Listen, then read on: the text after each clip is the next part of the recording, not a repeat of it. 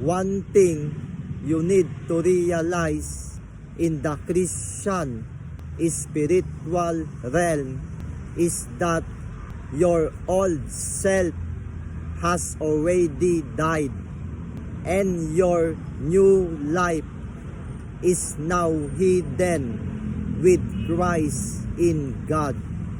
Therefore, every word you speak, everything you offer, everything you do it for righteousness' sake, which is your reasonable service toward Him. As the Apostle John said, by this the children of God are manifest, and the children of the devil. For whoever practices unrighteousness is abiding in the old self with the devil.